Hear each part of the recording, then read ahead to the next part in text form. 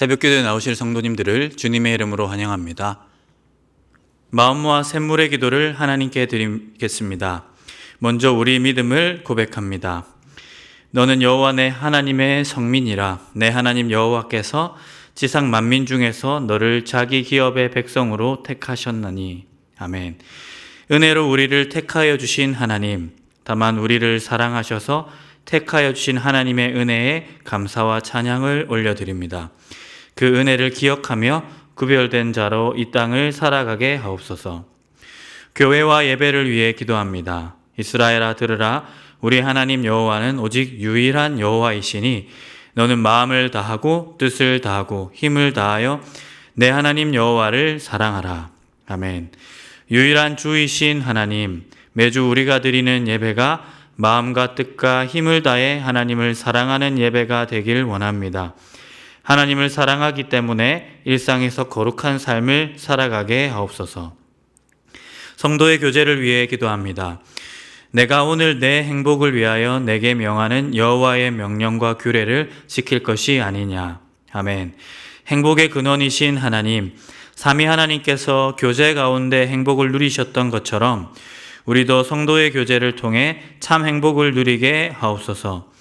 예수 행복, 예수 사랑으로 사람을 남기는 샘물의 목장이 되게 하옵소서. 다음 세대를 위해 기도합니다. 내가 내 하나님 여호와의 말씀을 삼가 듣고 내가 오늘 내게 명령하는 그의 모든 명령을 지켜 행하면 내 하나님 여호와께서 너를 세계 모든 민족 위에 뛰어나게 하실 것이라. 아멘. 다음 세대를 주목하시는 하나님, 하나님의 시선이 우리 자녀들에게 머물게 하시고 말씀에 순종하는 자녀들 되게 하옵소서. 세상의 방식이 아닌 말씀의 길을 따라감으로 세상을 이기는 청년들이 되게 하옵소서. 고난 중에 있는 성도들을 위해 기도합니다. 내 조상들도 알지 못하던 만나를 광야에서 내게 먹이셨나니 이는 다 너를 낮추시며 너를 시험하사 마침내 내게 복을 주려 하심이었느니라. 아멘. 광야를 통해 복 주시기를 원하시는 하나님, 고난 중에 낙심한 성도들을 붙들어 주시고 어려움을 돌파할 수 있는 용기를 허락하여 주옵소서. 허락하신 시련을 통해 하나님을 가까이 하는 것이 가장 큰 복임을 깨닫게 하옵소서. 단기 봉사와 선교를 위해 기도합니다. 그는 내 찬송이시요 내 하나님이시라. 내 눈으로 본 이같이 크고 두려운 일을 너를 위하여 행하셨느니라. 아멘.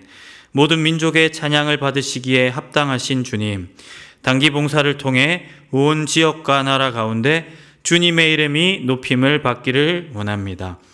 수고하는 선교사님을 통해 잃어버린 영혼이 주님께로 돌아와 주님을 예배하게 하옵소서. 샘물 성도들의 삶을 가장 선한 길로 인도해 주실 예수님의 이름으로 기도드립니다. 아멘. 새벽에 주신 하나님의 말씀은 빌립보서 1장 12절부터 21절까지 말씀입니다. 함께 읽겠습니다.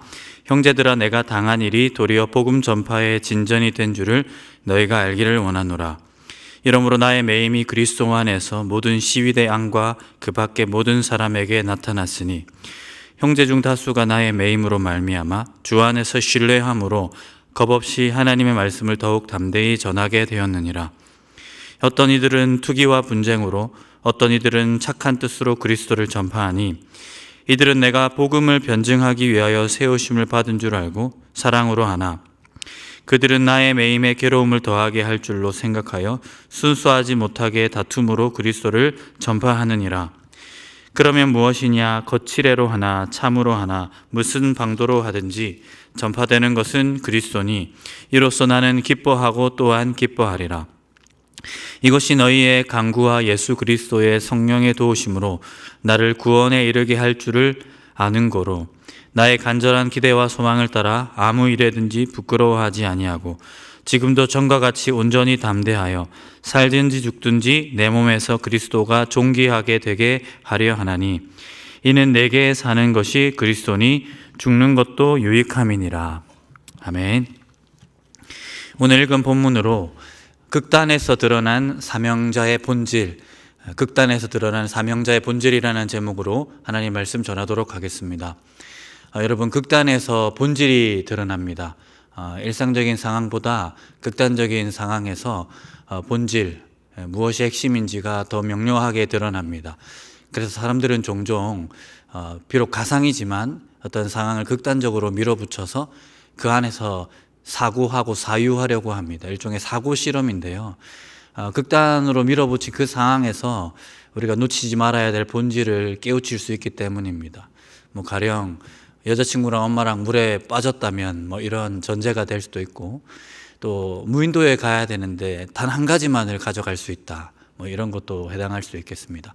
내일 오후에 지구가 멸망한다면 오늘 어떻게 보낼 것이냐, 이 극단적인 상황에서 뭐가 중요한지를 드러내는 일종의 사고 실험이라 할 수 있겠습니다. 오늘 본문 속 바울 역시 본문 밖에 있는 우리에게 그러한 극단에 해당한다 할 수 있겠습니다. 사도 바울은 우리가 일상에서 경험하기 쉽지 않은 아주 극단적인 상황에 놓여 있습니다. 이제 사역자로서, 사명자로서 그는 매우 극단적인 상황에 놓여져 있었습니다. 왜냐하면 한 가지 측면은 사도 바울이 지금 두 손 두 발 다 묶여있는 신세였기 때문입니다. 사명자가 사명을 수행할 수 없는 여건이 극단이 아니면 무엇이겠습니까? 그리고 더 나아가서 사도 바울은 그렇게 두 손 두 발 다 묶여있는데 세상은 아무렇지도 않게 돌아가더라는 거예요. 그의 동력자들과 교회도 아무렇지도 않게 살아가고 있고, 게다가 사도 바울의 동력자들 중 몇 사람이 바울에게 앙심을 품어서 사도 바울의 사역과 그의 존재를 자기 공동체, 빌립보 교회 공동체 안에서 완전히 지워버리려고 하는 악한 마음을 품고 그걸 실천하고 있는 상황이었습니다. 여러분, 이 사명자에게 이것보다 더 극단이 있다면 무엇이겠습니까?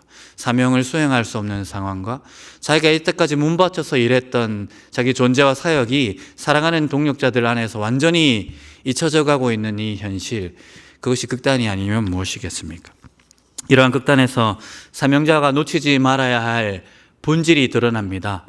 바울이 고백으로서 그것을 드러내고 있습니다. 이러한 극단의 상황에서 사명자가 붙들어야 될 본질이 무엇인지 오늘 이 새벽에 총 3가지로 묵상해 보기를 원합니다. 바울의 고백을 따라가면서 그렇게 하기를 바랍니다.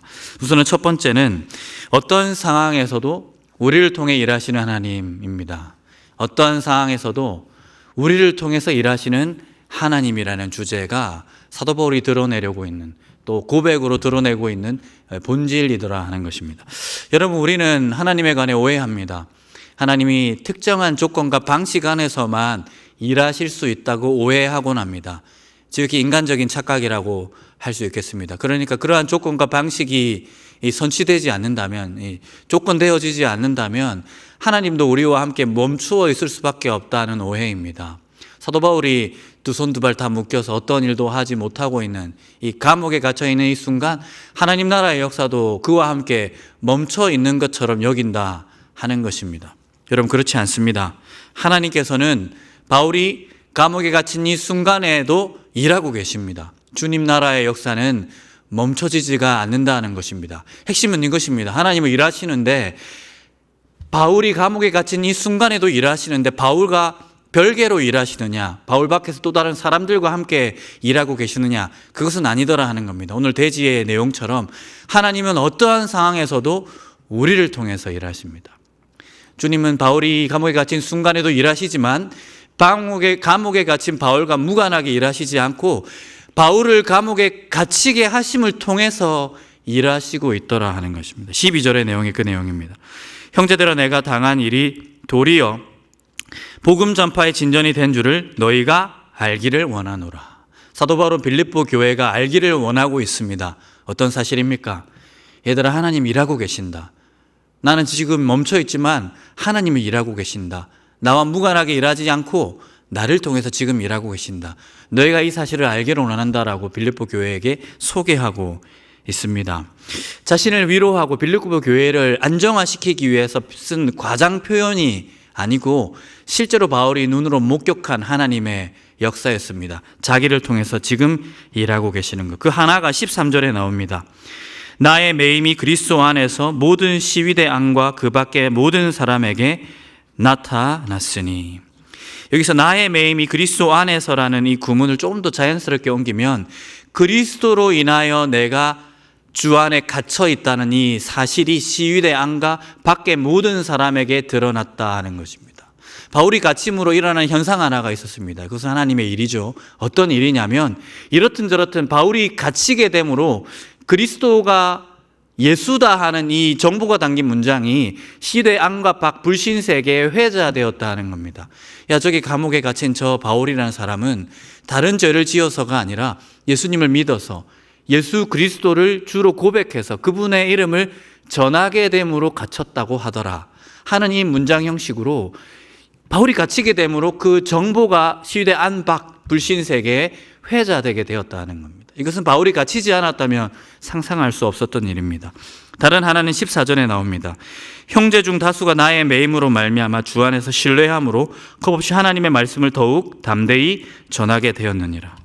공포와 두려움으로 몸이 완전히 굳어있던 빌립보 교회 사람들이 참으로 역설적이게도 바울이 그리스도를 위하여서 감옥에 갇혔다는 소식을 듣자 몸이 점점 풀리더니 멈춰있던 사역 하나하나씩 들쳐업고 복음을 담대히 전하기 시작하더라는 겁니다. 바울이 멈추어 세워짐으로 인하여서 참으로 역설적이게도 완전 멈춰있던 그들이 점점 움직이더니 복음의 일을 위하여 약진하고 있는 모습을 바울이 감옥에 갇힌 자기를 통해서 일어나는 이 현상으로서 발견하고 있었다 하는 것입니다.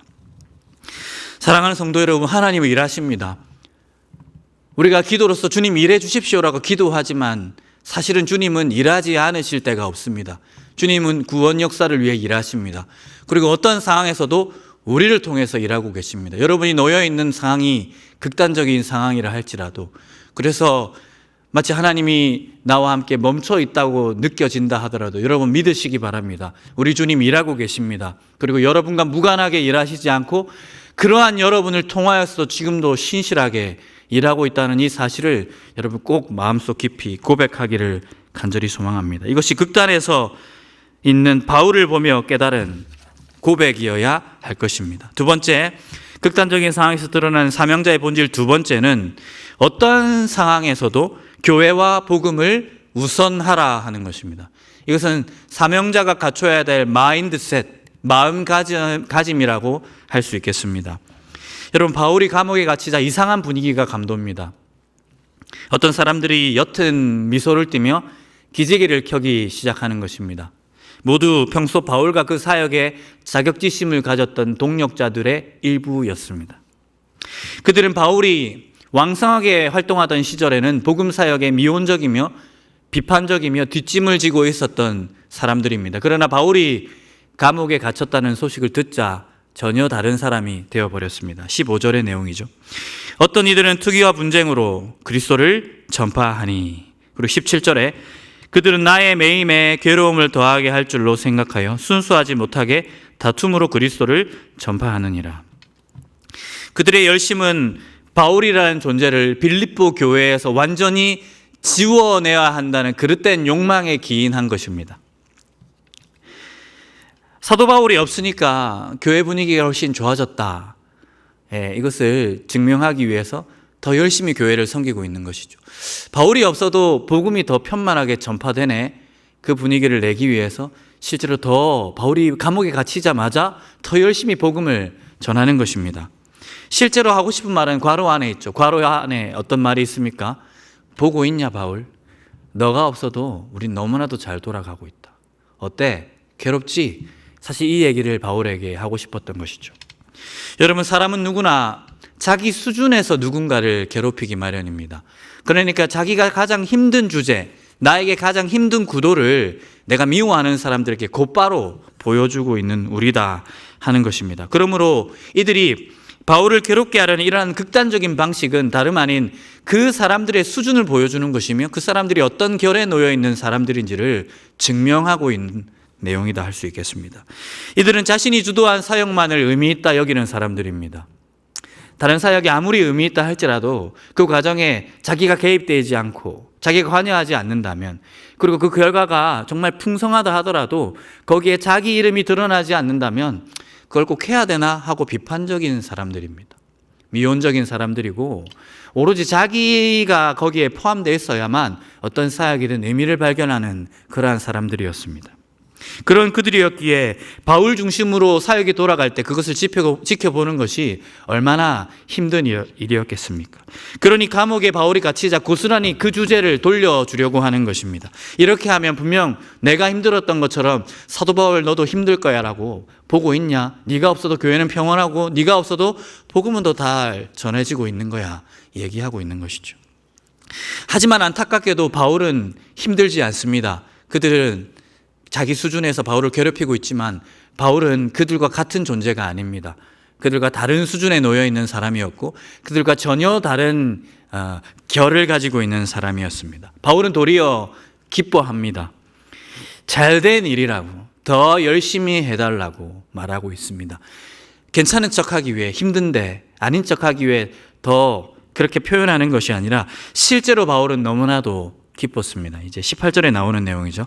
그러면 무엇이냐? 거칠애로 하나 참으로 하나 무슨 방도로 하든지 전파되는 것은 그리스도니 이로써 나는 기뻐하고 또한 기뻐하리라. 정말 좋은 일이다. 마땅히 그래야지. 벌써부터 그랬어야지. 내가 있고 없고를 떠나서 복음은 언제나 왕성해야 되고 교회는 평온해야지. 내가 있고 없고를 떠나서 내가 기억되고 잊혀지는 것 다 상관없이 그대들이 복음을 이렇게 편만하게 전하는 일은 너무 기쁜 일이다. 내가 정말로 기뻐한다. 기뻐하고 또한 기뻐하노라. 바울이 자기 진심을 담아서 말하고 있는 것입니다. 사랑하는 성도 여러분, 우리 모두 이 극단의 상황에서 바울이 드러내고 있는 이 감정에 집중하기를 바랍니다. 그러니까 내가 적절히 잊혀지고 내가 했던 사역들이 기억되지 않는 이 극단의 상황, 나를 시기하던 사람들이 나를 완전 지어내려고 하는, 그리고 나는 두 손 두 발 다 묶여있는 이 상황에서 나 빼고 세상은 괜찮게 돌아가고 교회도 괜찮게 돌아가고 복음은 더 왕성하게 되는 일, 우리는 견딜 수 있을까? 사실 그것을 견디는 것이 사명자의 본질이다 하는 것입니다. 여러분 어떻습니까? 교회와 복음을 여러분 우선으로 생각하고 있습니까? 이 극단적인 사고 실험처럼 보이지만 바울이 표현하고 있는 이 고백을 우리 전심으로 동의하고 찬동할 수 있는지 우리 자신을 좀 돌아봤으면 좋겠습니다. 결론적으로 우리 삶이 추구해야 할 궁극적인 본질은 무엇입니까? 세 번째, 그리스도를 존귀하게 하는 삶입니다. 이것이 인간이 태어나서 지켜야 될 대강령이라고 할 수 있겠습니다. 사도 바울이 20절부터 21절의 고백으로 쓰고 있습니다. 제가 읽어드리겠습니다. 나의 간절한 기대와 소망을 따라 아무 일에든지 부끄러워하지 아니하고 지금도 전과 같이 온전히 담대하여 살든지 죽든지 내 몸에서 그리스도가 존귀하게 되게 하려 하나니 이는 내게 사는 것이 그리스도니 죽는 것도 유익함이니라. 아멘.